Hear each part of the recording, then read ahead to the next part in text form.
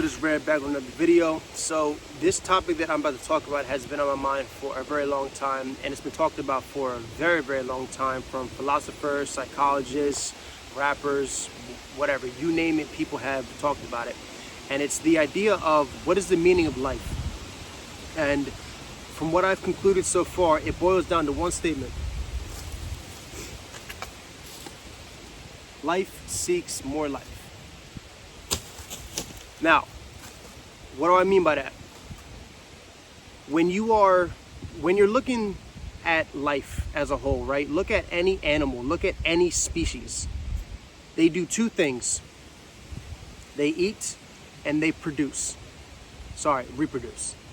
That's it. The only thing that's different is humans. We conceptualize things and we think that we're greater than them, so we try to differentiate.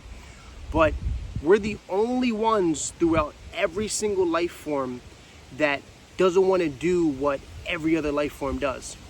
And I find that incredibly interesting because it just makes you think like, okay, if we're the minority, right? The majority outrule the minority 10 times out of 10, no matter what field you're in.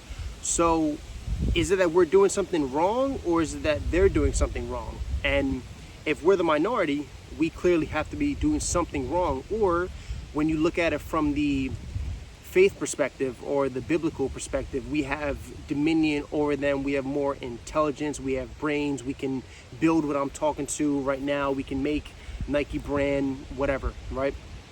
So there is a clear difference, but the part that I can't get over is that life in itself is going to evolve no matter what we do. So the next logical step in my brain is to, all right, what is the solution, or what could we possibly do next if life is going to seek more life, if we're going to constantly evolve no matter what we do? Where my brain immediately goes to is that, which way do you want to evolve towards? Do you want to evolve towards somebody that isn't a productive member of society, or do you want to evolve towards somebody that is actually making a difference, someone that actually changes lives and makes the lives better for themselves, but for everybody and the environment? For me personally, I feel as though that I have to spread awareness. I have to awaken people, because if there's no meaning to anything, why are we alive, right? Because there's some people that like to say that, oh, there's no meaning in everything, and then there's others like myself that say there's meaning in everything. I feel as though that there has to be meaning, because if there is no meaning in anything, there's no reason to be alive.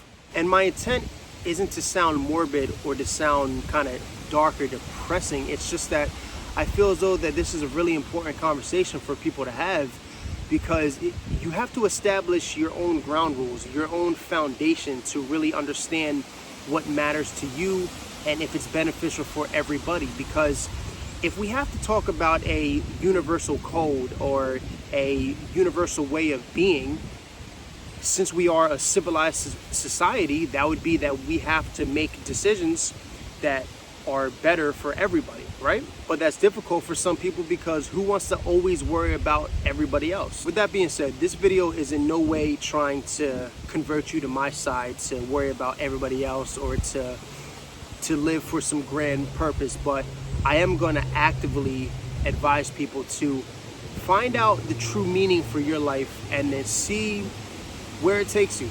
And ask yourself two things. Is this beneficial for me and everybody else, or is it just beneficial for me? Once you have that answer, you'll know exactly what to do. Because at the end of the day, I'm not going to tell you what to do. I can just suggest and advise you that you have a greater purpose than you know. And if you don't think that you have a purpose, you're mistaken. And everything you do does matter. So just remember that you're loved, you're protected, and no matter what anybody tells you,